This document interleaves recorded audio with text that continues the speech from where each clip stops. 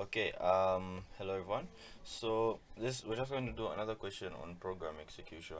It's more like a review of the thing. So this came in our test one, since you guys are writing test one anyway. So the question is: suppose a program takes 1 billion instructions to execute on a single processor running at 2 gigahertz. Suppose 50% of the instructions execute in 3 clock cycles, 30% in 4 cycles, and 20 in 5, right? What is the execution time? So I'm just going to do this real quickly because, in fact, I'm just going to give you, like, you can just pause right now and then try this question out yourself, and you can come back afterwards. Okay, so I'm assuming you've tried it out now. Okay, so question one, time. We know time is equal to what? Our CPI, and then just our average there, times our instruction count, times our times our period, right? Times our period there, right? We know that. Okay, so what are we going to do? We're then going to say, okay, CPI AVG is equal to, this is in percentages, so I'm going to say 0.5 times 3 plus 0.3 times 4 plus 0.2 times 5, right? Then just punch that on the calculator. So 0.5 times 3, that's 1.5, plus 0.3 times 4, which is 2.7, plus 0.2 times 5, which ends up giving us 3.7 as our average CPI. Then now, what is our period? Our period is equal to 1 over our frequency, which is 1 over 2. Since we're working with giga in this case, we're going to say, so it's just like 9 zeros, 1 with 9 zeros, right? That's a billion. Yeah, so then we're going to say times 10 to the power 9. This is his. This then gives us, if I punch this on my calculator, I'm going to say 1 divided by 2 exponent 9 gives me 5 times 10 to the power negative 10, like that, right? Okay, so we have this over here.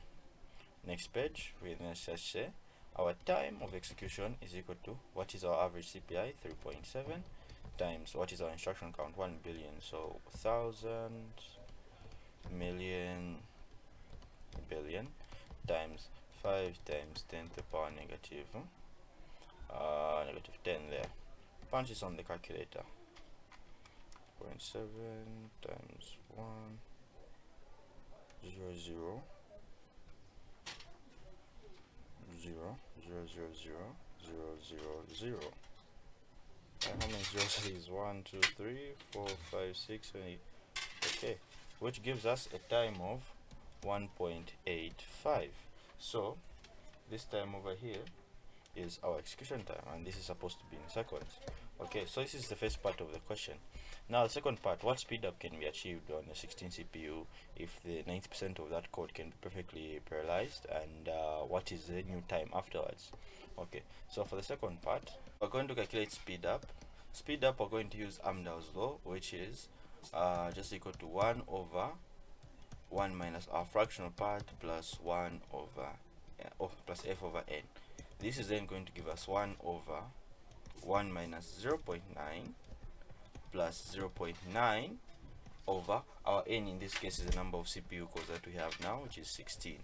This then, if we punch this on our calculator, we're going to have 0.1, which is 1 minus 0.9, 0.1 plus open bracket 0.9 divided by 16, which gives us that, divide by 1 divided by whatever the answer we get there.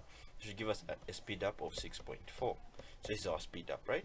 And then the next part of the question says, okay, what is the new time afterwards? Now remember what I said is that speed up goes up. When our speed up goes up, our time must come down, right? Those are inversely proportional. So we're going to say, okay, our new time nt is equal to, what was our previous time? 1.85. Divide that by 6.4. This then gives us a new time of, this then gives us a new time of 0.289065, right? That's the new time that we have after our speed up.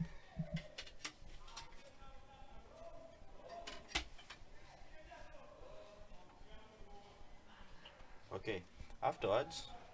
And next part again, no, it's fine. Then what is our last question? Our last question is, what is the fraction of code that can be parallelized to get a speed up of 10? Right? How can we do this question? How can we do this one? So the way we achieve this one is basically we're going to manipulate Amdahl's law in a certain way. So we know that our speed up is equal to 1 over 1 minus f plus f over n, like that, right? So this is 10. 10 is equal to 1 over 1 minus f plus f, and then our n is still 16.